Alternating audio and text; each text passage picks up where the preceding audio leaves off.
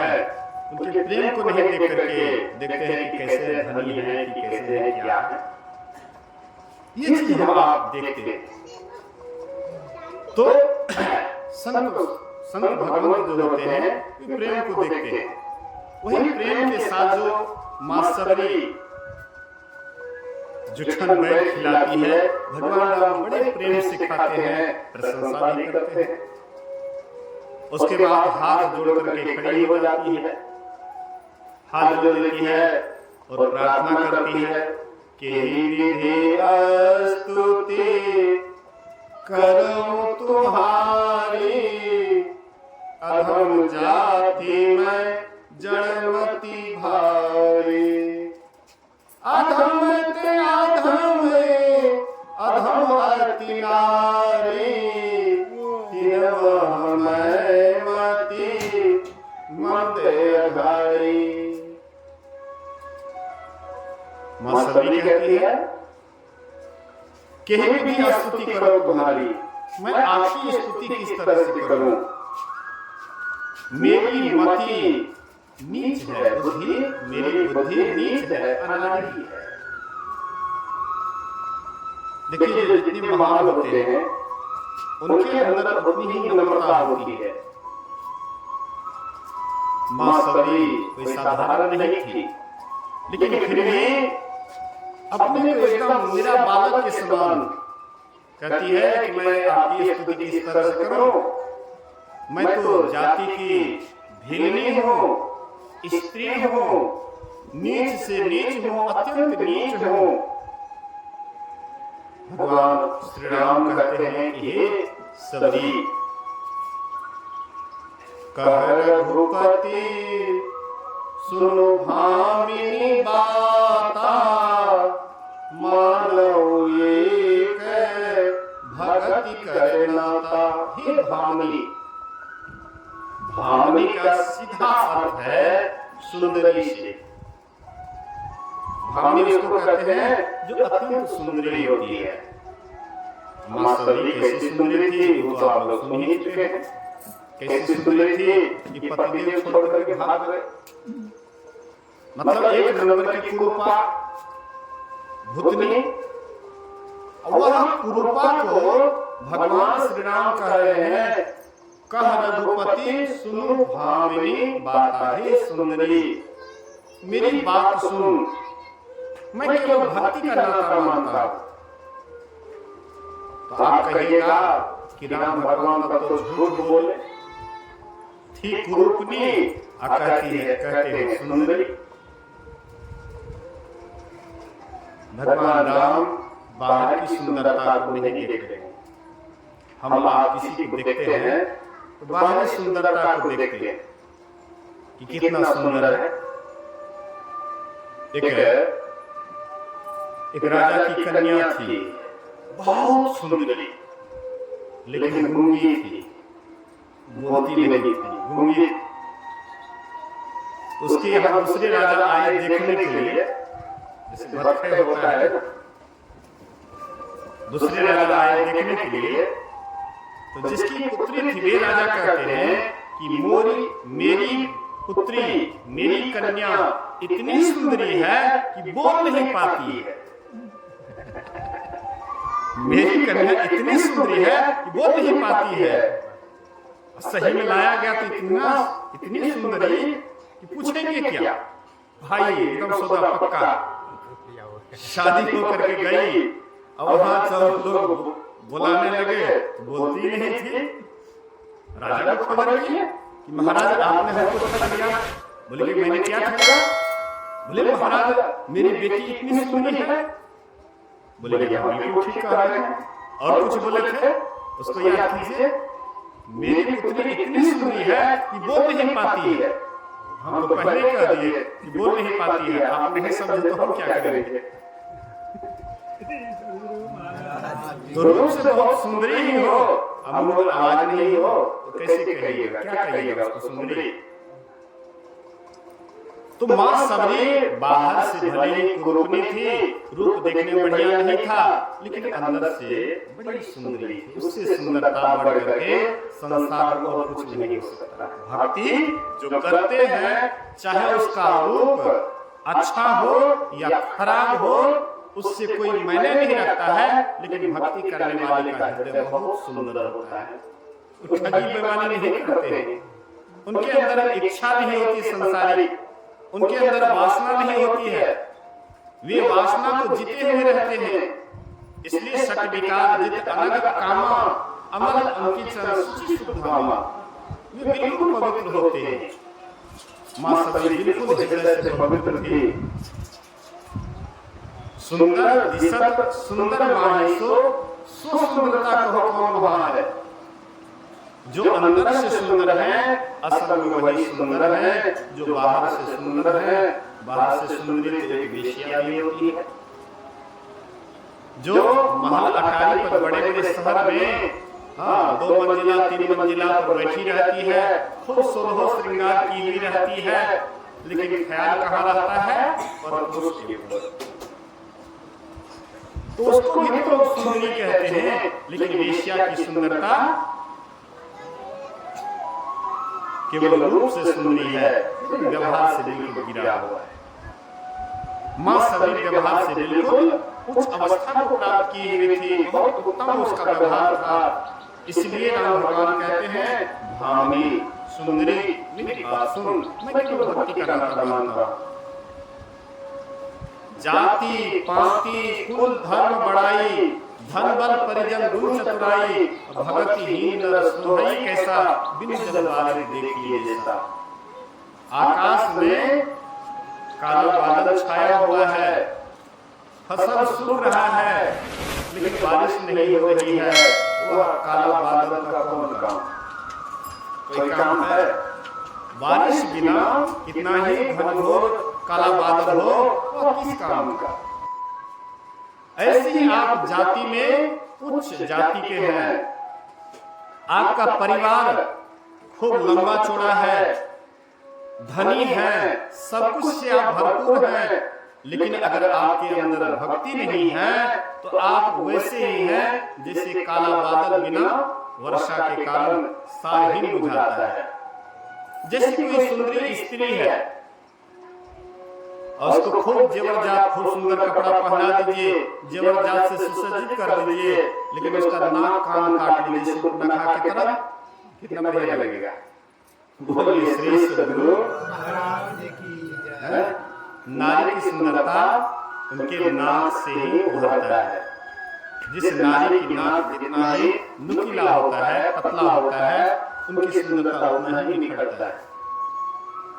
तो मां सबरी जाति पाति, भगवान कहते हैं कि जाति पाति में सब कोई बढ़े चढ़े हो, परिवार में भी लंबा चौड़ा हो, धनी भी हो, सब कुछ हो, लेकिन भक्ति नहीं हो, वह कैसे दिखाई पड़ता है? न कटी नारी के समान। भगवान कहते हैं, नवधा भगति कहूं तो ही पाही, सावधान सुनो धर्म मनमाही। हे सबरी, मैं तुमसे 9 प्रकार की भक्ति कहता हूँ, तू सावधान होकर के सुन और मन में धर। भगवान राम नवधा भक्ति का वर्णन सबरी के सामने करते हैं, क्योंकि सबरी नवधा भक्ति में पूर्ण थी।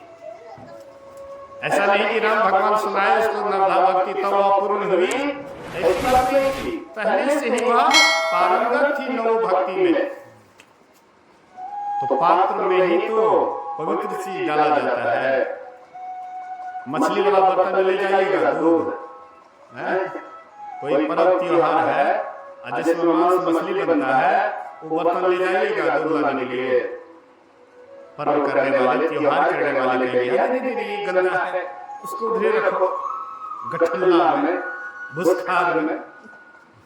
मांस मछली खाने वाला बर्तन कहाँ रखते हैं?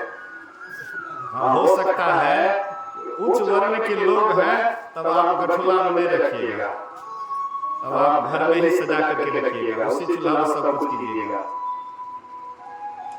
ऊंच कुल का जन्मिया करनी उच्च न होए, स्वर्ण कलश सुरा भरा साधु निंदा होए।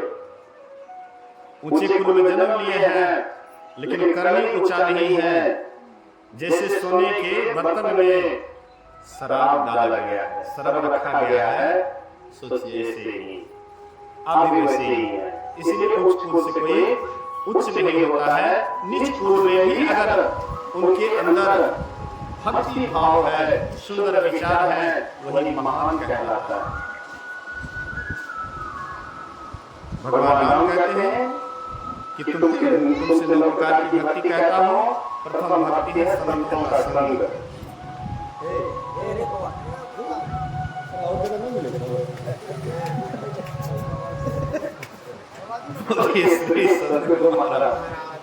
भगवान का रूप है।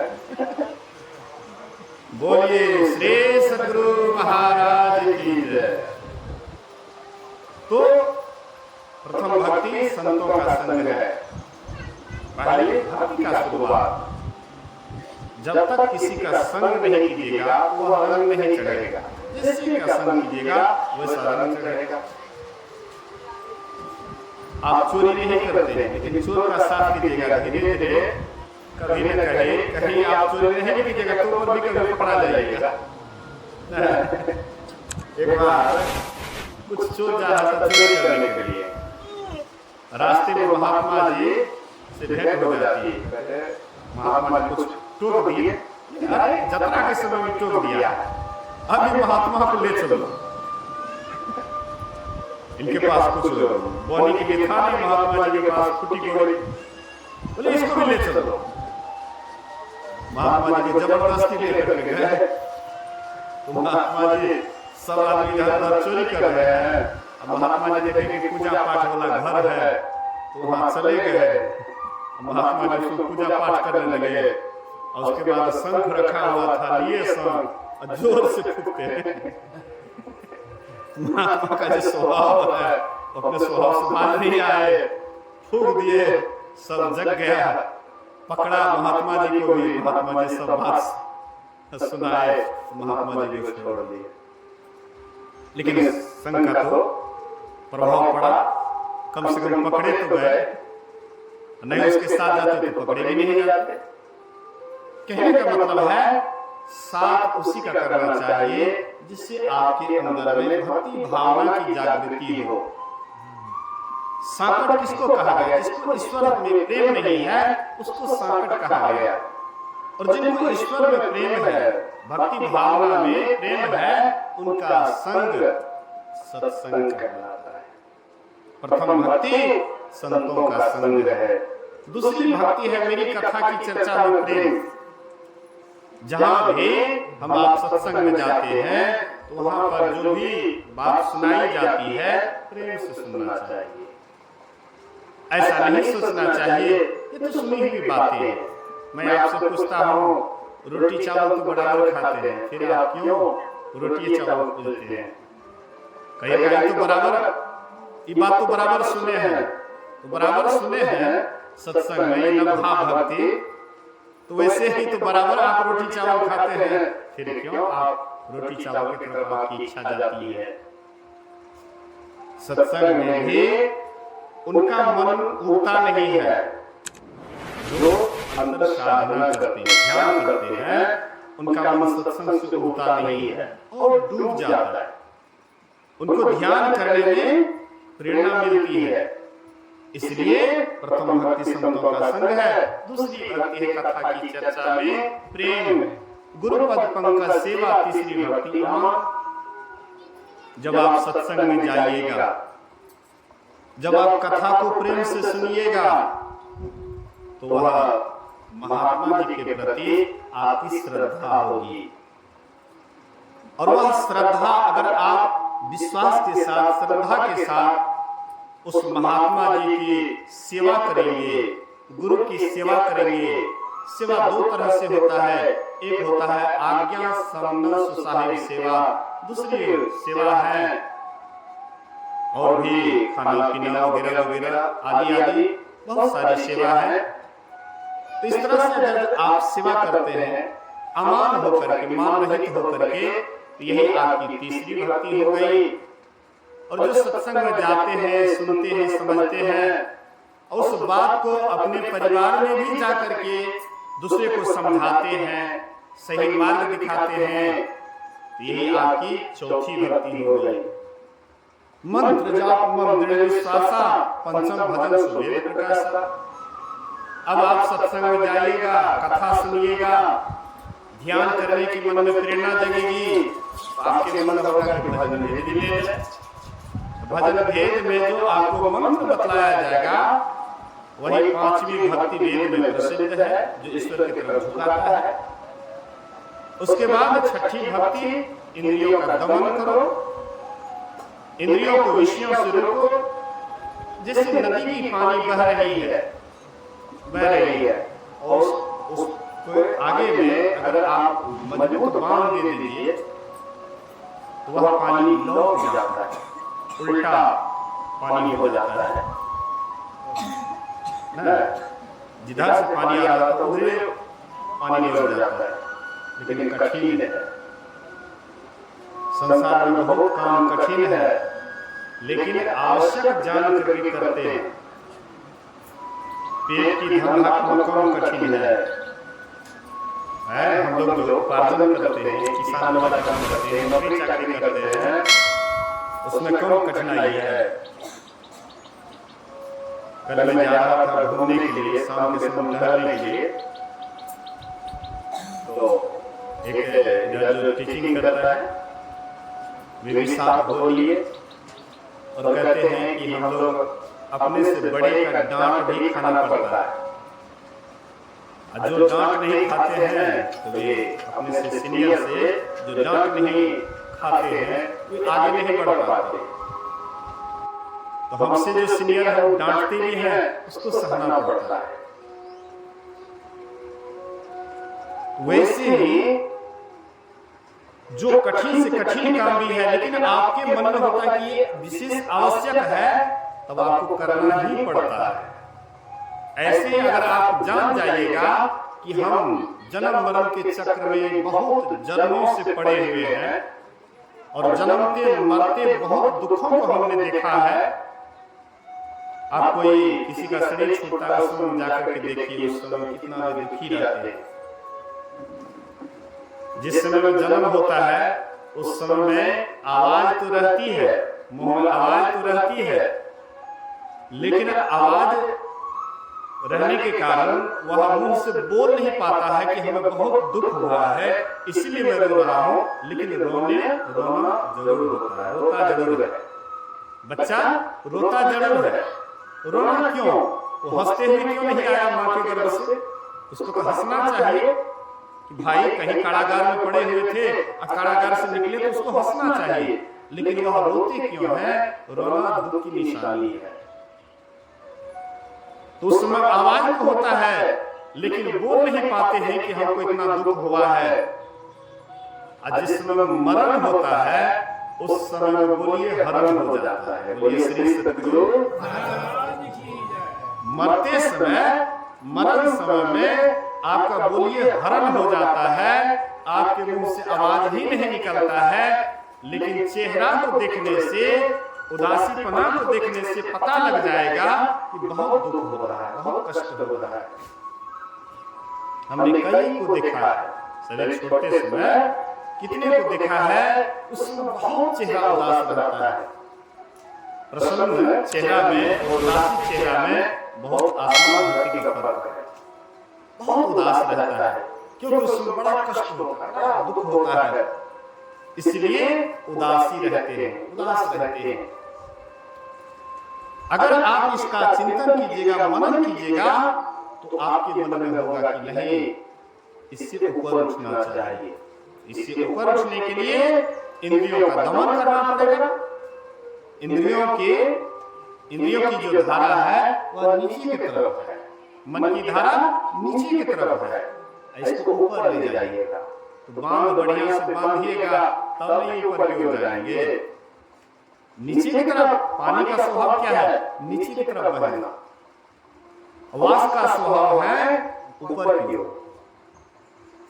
पानी रहेगा तो नीचे की ओर जाएगा, और वही पानी को अगर आप आग पर दे करके जला दीजिए, वाष्प बन जाएगा, सीधे ऊपर की ओर जाएगा। इसी तरह से आप साधना में जब तक मन को सूरत नहीं बनाइएगा, उल्टाइएगा नहीं, तब तक ये मन बराबर नीचे की ही हो जाएंगे, इंद्रियों में ही पड़े रहेंगे। मन को बुझाता है कि इंद्रियां सुख ही सब कुछ है, क्योंकि इसी को ये जानता है। लेकिन ये कभी भी इंद्रिय सुख से ऊपर उठ करके नहीं देखा है कि इससे भी कोई विशेष सुख होता है। जो 10 रुपया यहाँ कमाते हैं, बोलिए श्री सद्गुरु। जो परमानंदपुर में 10 रुपया कमाते हैं, कहीं पर 100 रुपया मजदूरी देता है, तो यहाँ पर जो रहने वाले तो बुझाता है कि 10 रुपया मजदूरी काफी है, इतना ही होता है। लेकिन थोड़ा आगे बढ़ने के बाद अगर आपको 100 रुपया मिलने लग जाता है तो 10 टकिया का ख्याल स्वाभाविक घट जाता है। विषय में जो हम लोग दिन रात डुबकी लगा रहे हैं, तो 10 टकिया सुख है। थोड़ा सा अंतर्मुखी होकर के मन जब सूरत हो जाता है, मन थोड़ी सूरत कहा है, मन जब सूरत बन जाता है, जो ऊपर की तरफ चलता है, बहुत सुख लगता है। विषय में थोड़ा सा लग रहा था, और ऊपर जब चलता है तो बहुत सुख लगता है। एक नमूना इस सुख का, एक छोटा सा नमूना हम आप थोड़ा सा इस पर विचार करेंगे कि नमूना के रूप में हम आपको रोज सुख मिलता है। बोलिए श्री सद्गुरु। जैसे आपको अनाज बेचते हैं, आप कोई अनाज बेचते हैं, तो पहले उसका नमूना देते हैं। नमूना पूरा नहीं ले जाते, थोड़ा सा एक दो मुट्ठी लेकर के जाते हैं सेठ के पास, नमूना दिखाते हैं और उसका भाव लग जाता है कि आपके अनाज का हाँ इस तरह का भाव हो गया। तो ऐसे ही नमूना के रूप में हम आपको रोज वह सुख मिलता है। जैसे हम आप जाते हैं सोने के लिए, सोने के लिए जाते हैं, एक तंद्रा अवस्था होती है, तंद्रा जिसको अग्निया कहते हैं। अग्निया वृद्ध लोगों को ज्यादा आता है, जो वृद्ध है अस्वस्थ है उसको ज्यादा अग्निया होता है, गहरा नींद कम होता है। जिनका शरीर अस्वस्थ होता है, हाँ गहरी नींद कम होता है, इसलिए दिन रात वो बेचैन रहता है, अस्वस्थ आदमी। जिसको गहरा नींद होता है तो उसको अग्निया कम होता है, उसको भी होता है लेकिन कम होता है। तो अग्निया क्या होता है, तो आपका हाथ पैर कमजोर होने लग जाता है। कोई चीज देखते हैं, हाँ देखते देखते भी धीरे धीरे वहां से ख्याल सिमटने लग जाता है, तो देखना भी गौण पड़ जाता है। कोई चीज सुन रहे हैं बढ़िया शब्द, लेकिन सुनते सुनते वह भी गौण हो जाता है, भूलते जाते हैं भूलते जाते हैं।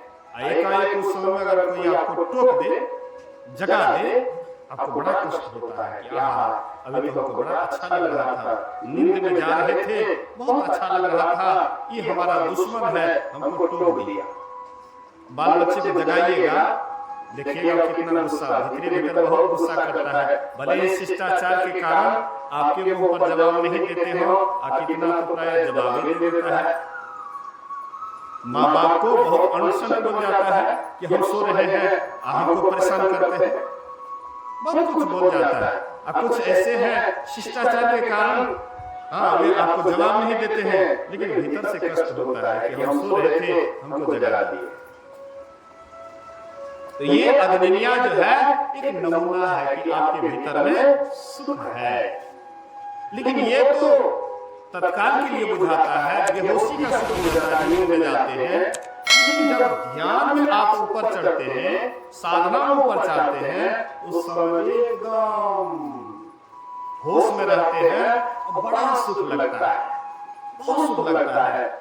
ऐसा सुख लगता है कि मन ही आपका नहीं होगा वहां से हटने का। भगवान बुद्ध के समय में एक भिक्षु था जो पहले राजा था, अब बाद में राजपाट छोड़ करके भिक्षु जीवन बिताने लगे, सन्यासी जीवन बिताने लगे। एक वृक्ष के पास रहते थे, रूखा सूखा जो भी मिलता था खाते थे, और ध्यान पर जब बैठते थे तो ध्यान में उसका खूब मन लगता, इतना मन लगता था कि बेचारे को रहा नहीं जाता था, मुंह से भी निकल जाता था, आहा सुख, आहा सुख, आहा सुख। क्या विचित्र सुख है, क्या आनंद है, भाव विभोर होकर के मुंह से निकल जाता था। भिक्षुओं ने शिकायत किया कि ये पहले राजा था, वही राजसुख को याद करके कहता है आहा सुख, आहा सुख, आहा सुख। शिकायत किए भगवान बुद्ध के पास। भगवान बुद्ध वह भिक्षु को बुलाए, कहते क्या राजन, क्या तुम पहले के राजसुख को याद करके आहा सुख, आहा सुख, आहा सुख करते हो?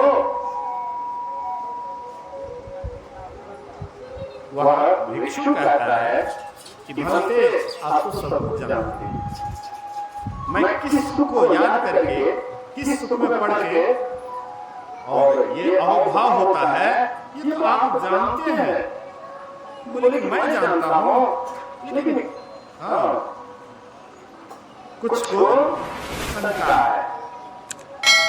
बोले भगते जब मैं राजा था, मैंने सब सुख को देखा, विषय का जो भी सुख होता है हमने प्रत्येक सुख को देखा, लेकिन अभी जो मैं वृक्ष के नीचे बैठा हूँ, रुखा सुखा खाता हूँ, जब ध्यान करता हूँ, ध्यान में जो आनंद आता है, एक अलौकिक आनंद आता है, इसलिए रहा नहीं जाता है, मुंह से भी निकल जाता है आहा सुख, आहा सुख, आहा सुख।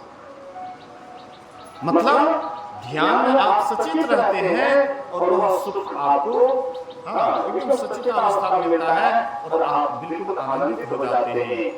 जब आपकी इंद्रियां बहिर्मुखी, अभी मन हम आपका क्या है, बहिर्मुखी है, यही मन जब अंतर्मुखी हो जाता है, अपने अंदर में चलता है, तब वह सुख मिलता है। यही है इंद्रियों का दमन। उसके बाद छठी भक्ति इंद्रियों का दमन, दृष्टियों की क्रिया करनी, अर्थात छठी भक्ति करनी। स्वातम समोहि मैं जब देखा, मोते सम अधिक देखा। सातवीं भक्ति, मुझसे भी अधिक संत को मानो, संत जो है मुझसे भी अधिक उसको मानो, समता प्राप्त करने। दंत सौ मौसम मतलब होता है समता प्राप्त करनी। सिया राम मैं सब जग जानी, अकर्म परिणाम जोड़ी जुग पानी। लेकिन ये दंत सम जिसका मतलब होता है सब में एक ही एक का दर्शन, लेकिन ये अवस्था कब आती है? जब तक तालव सोम और सम नहीं होगा, मनोनिग्रह नहीं होगा, तब तक ये समता प्राप्त नहीं हो सकती है। और ये समता प्राप्त करने के लिए नादानुसंधान की क्रिया है। आपके भीतर में प्रकाश परमात्मा का दिया हुआ प्रकाश भी है और आपके भीतर में परमात्मा का शब्द भी है, जिसको हम लोग गाते हैं, बिंदु ध्यान विधि नाद ध्यान विधि, सरल सरल जग में प्रचारी, असब संतन की बड़ी बलिहारी। तो ये जो बिंदु नाद है आपके भीतर में, ज्योति और शब्द है, जब आप छठी भक्ति करते हैं तब आपके अंदर में प्रकाश का दर्शन होता है। और जहां पर प्रकाश होता है वहां पर जब आपकी सूरत टिक जाती है तो वहां पर आवाज भी सुनने के लिए मिलता है। और वह आवाज संसारिक आवाज जैसे नहीं, उसमें बहुत आकर्षण है, बहुत खिंचाव है। चुंबक सत्शब्द है भाई, चुंबक सब लोग ले जाई, ले निकाली होखा नहीं पीरा, असत शब्द जो बसे शरीरा। तो जिनके अंदर वह सार शब्द बस जाता है, वह जीव को सीधे पकड़ करके खींच करके सीधा परमात्मा से ले जाकर के मिला देते हैं और उसका आवागमन सदा के लिए समाप्त हो जाता है। जन्म मरण का चक्र सदा के लिए मिट जाता है। यही सातवीं भक्ति तक साधना है। आठवीं भक्ति नवीं भक्ति उसका फल है। आठम जथा लाभ संतुष्ट, ऐसे जो महापुरुष होंगे उसको जितना ही लाभ होगा उसमें संतुष्ट रहेंगे। आठम जथा लाभ संतुष्ट, सपनों में नहीं देखा पर दोषा, वो दूसरे के दोषों को कैसे देखेंगे जबकि सबके अंदर एक ही परमात्मा का दर्शन करेंगे तो दोष दिखाई कैसे पड़ेगा। एक महात्मा जी रास्ते से जा रहे थे, एक अहूठ आदमी महात्मा जी से कुछ पूछे। महात्मा जी अंदर में एकदम मगन थे, मौन थे बाहर से। तो कुछ प्रश्न किए, कुछ नहीं बोले। लिया लाठी, महात्मा जी को बढ़िया से चटिया दिए, पिटाई कर दिए। महात्मा जी बेहोश हो गए, कुछ बोलते नहीं थे, मारते पीटते भी थे तो कुछ नहीं बोलते थे, मौन व्रत धारण किए थे। उसके बाद बेहोश हो गए तो कोई सज्जन आए, देखते महात्मा जी को कौन ऐसा व्यक्ति था, ऐसा हाल कर दिया है।